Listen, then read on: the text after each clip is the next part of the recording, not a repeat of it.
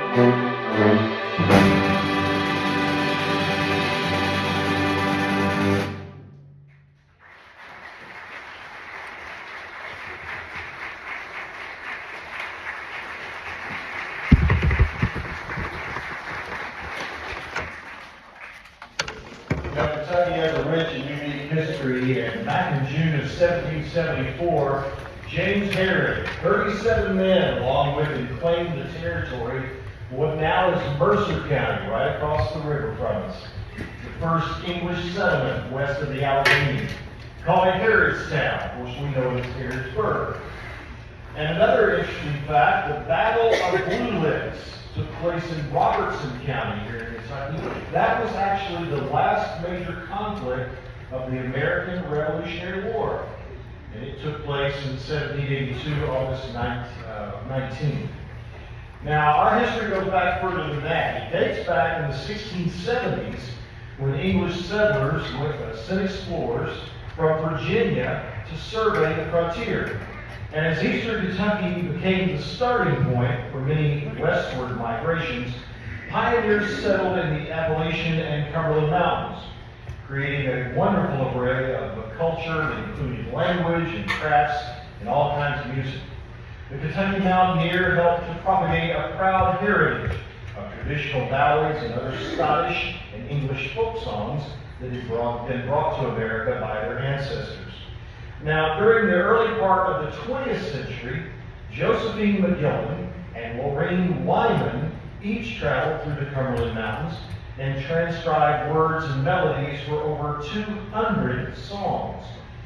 In their collections, there was 5 tunes used in this setting that we find: John Riley, The Lonesome Scenes of Winter, Sourwood Mountain, Froggy Went A-Courtin', Loving Hannah. They're all masterfully combined to give us a glimpse into the musical heritage of those pioneers who forged our great state.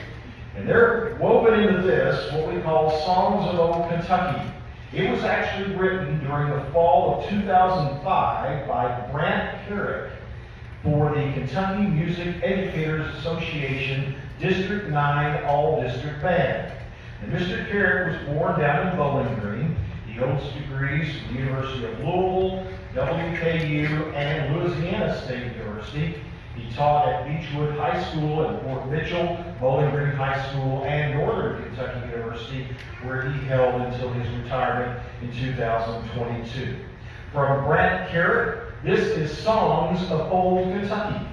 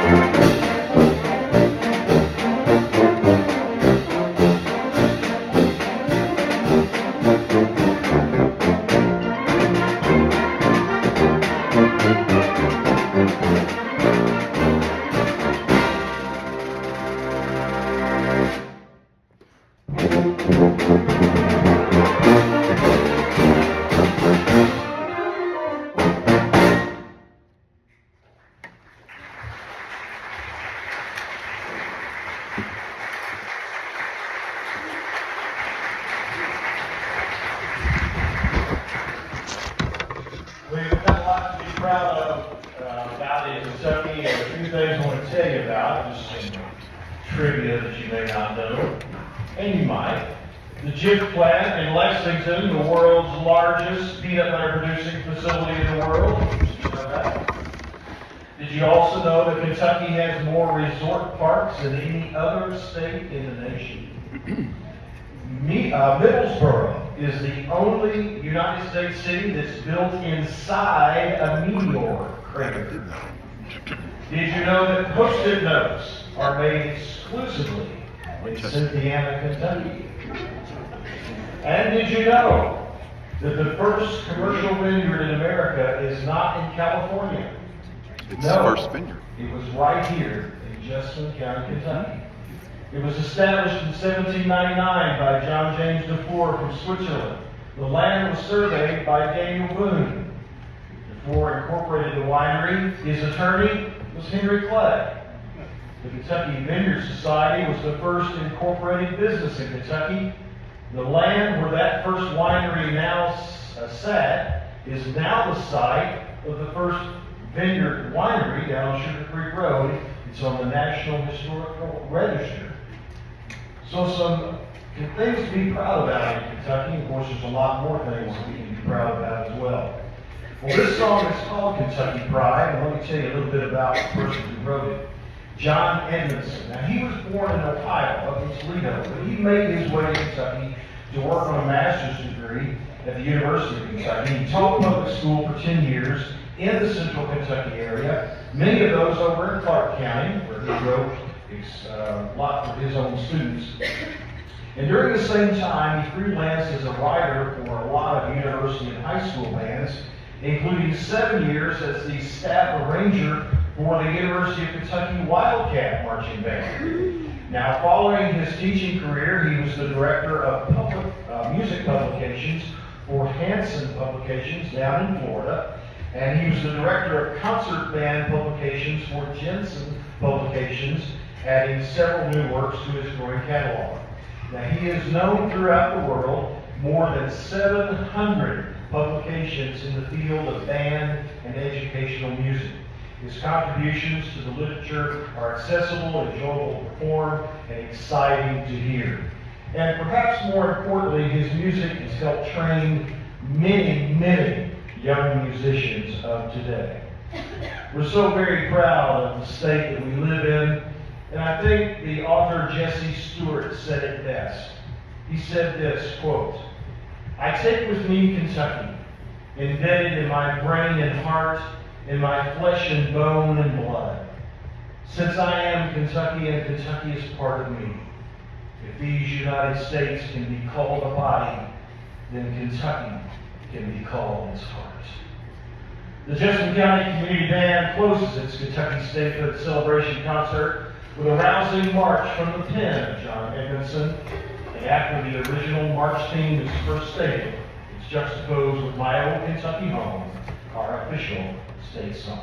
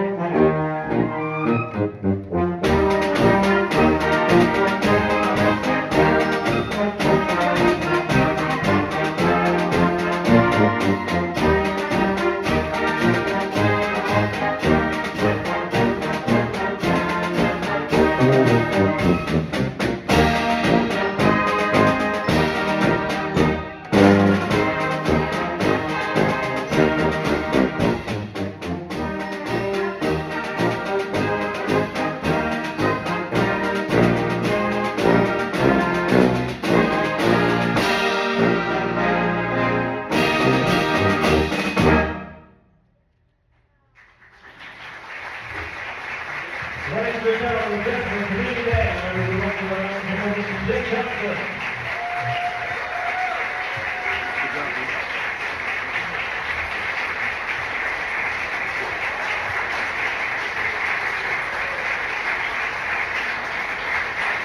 The Jessamine Community Band.